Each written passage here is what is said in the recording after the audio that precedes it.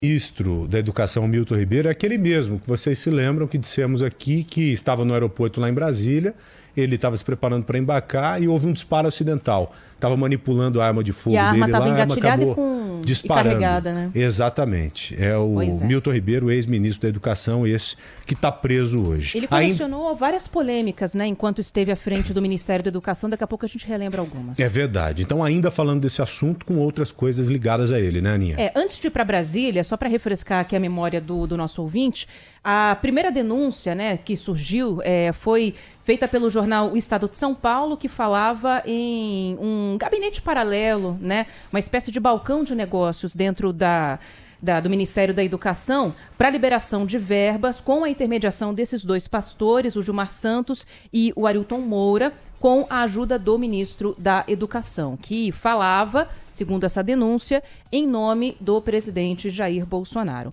E após o vazamento de um áudio com uma dessas negociações, Joel, que foi revelado pelo jornal Folha de São Paulo, só após esse momento, o ministro pediu demissão, pediu para sair do cargo. A gente vai colocar para o nosso ouvinte aqui na Rádio Bandeirantes um trecho dessa gravação. A minha prioridade é atender, primeiro, os municípios que mais precisam.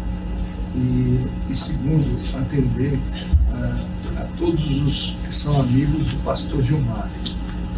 Não tem nada com o Arilton e tudo com o Gilmar. Está entendendo, Gilmar? Sim, senhor. Ele também escuta, ele escuta. Então, o Gilmar. Obrigado. Que foi um pedido especial que o presidente da República fez para mim sobre a questão do Gilmar, apoio. Então, o apoio que a gente pede não é segredo, isso pode ser publicado. É apoio sobre a construção das igrejas. Bom, esse é um trecho desse áudio que foi revelado nessa denúncia.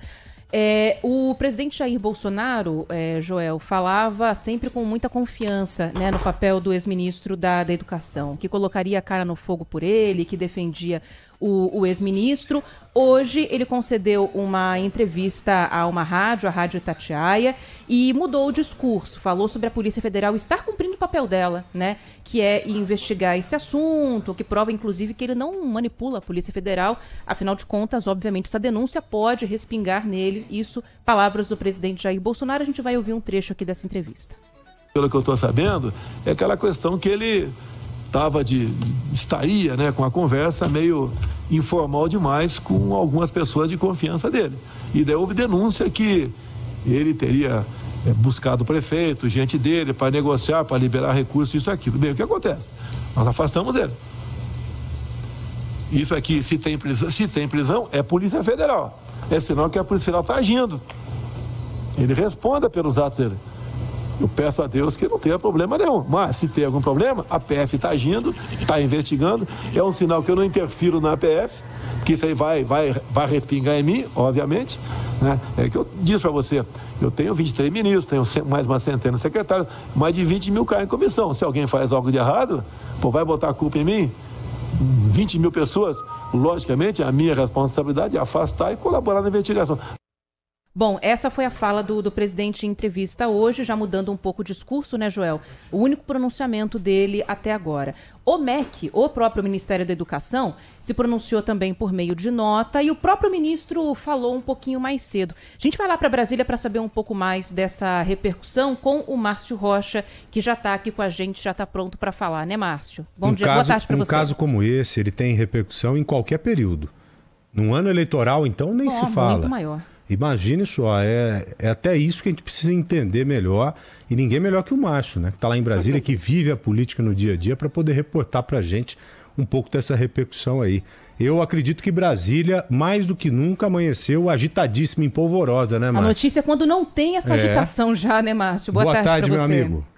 Oi, pessoal, boa tarde para vocês. Brasília amanheceu sob fogo, né, vamos dizer assim, quente até o extremo, porque essa notícia caiu como uma bomba aqui no meio político de Brasília, inclusive porque a gente tem aqui, né, durante os últimos meses, principalmente quando esse escândalo foi trazido à tona, né, que muitos deputados, muitos senadores pediram a CPI do MEC aqui no Senado para que investigue essas denúncias, né, que foram feitas aí contra o ministro Milton Ribeiro. E aí o que acontece? Assim, vamos só lembrar que nessa época essa CPI acabou sendo enterrada, alguns membros da base governista que tinham colocado a assinatura retiraram essa assinatura para a CPI não ser realizada, e aí o que foi feito, né? A Comissão de Educação da Câmara do Senado, começou a convidar os suspeitos para prestar esclarecimentos, chegou inclusive a convidar o ex-ministro Milton Ribeiro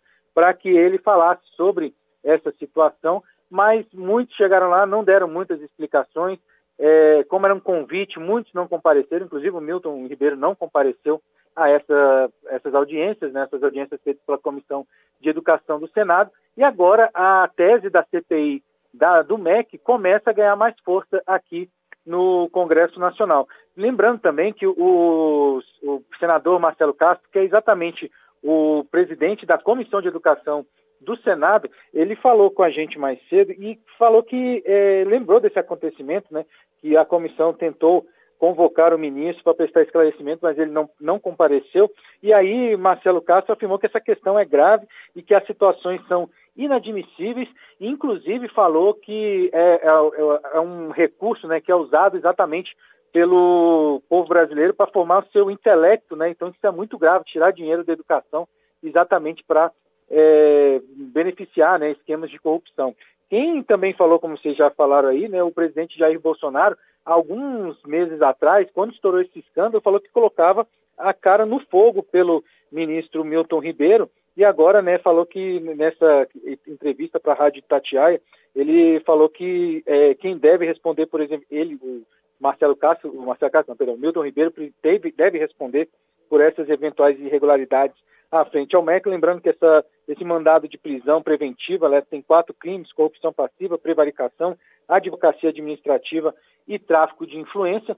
E agora, como eu estava falando, né, são alguns senadores que ainda precisam colocar a assinatura nessa criação da CPI do MEC. Faltam apenas 2 assinaturas para que essa CPI realmente seja instalada aqui no Senado Federal. Inicialmente, né, no momento 23, são necessárias 25. E a primeira assinatura é do senador Randolfo Rodrigues, que fica pressionando os colegas exatamente para que mais senadores, né, assinem esse requerimento e a gente tenha a instalação dessa CPI aqui em Brasília.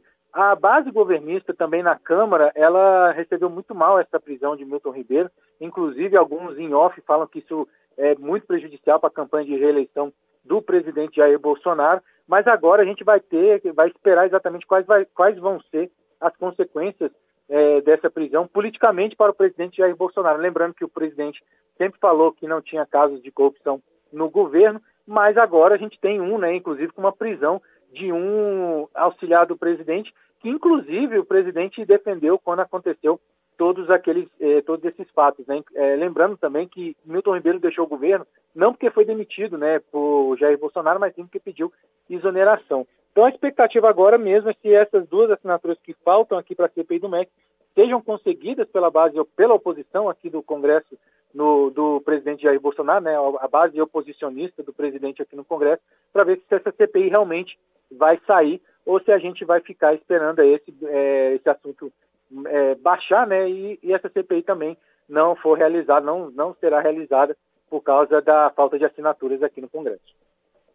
É verdade, vamos aguardar então os próximos desdobramentos desse caso. É tudo muito novo, tudo muito prematuro, mas o teor, pelo menos no início da investigação, já é de nosso conhecimento. E há esse rebuliço todo, primeiro porque o presidente, ele meio que avalizou esse cara no passado, né, no momento em que o crime, ou a possibilidade de crime foi descoberta. E segundo, porque ele foi citado naquele áudio. Esse é o principal ponto. Vocês se lembram, né, bem, que ele disse que era para atender os aliados do pastor Gilmar a pedido mesmo do presidente da República. Então, por isso que essa investigação ela é extremamente delicada para o governo. Bom, o Macho também seguirá lá na capital federal, em Brasília, atento a tudo. E qualquer novidade, é só ele dar um toque na gente. Pintando a novidade aí, você avisa a gente ou não? Você vai deixar a gente para trás, ô Márcio? Não, a gente avisa, com certeza, pode deixar. Quero ver, hein, meu irmãozinho. Não tá te esperando aqui, tá bom? Só gritar. Anote aí, pode me cobrar depois. Prioridade é sua, é só gritar. Valeu, viu, Márcio? Tchau, Márcio. Um abraço para você, querido. Tchau. Tchau.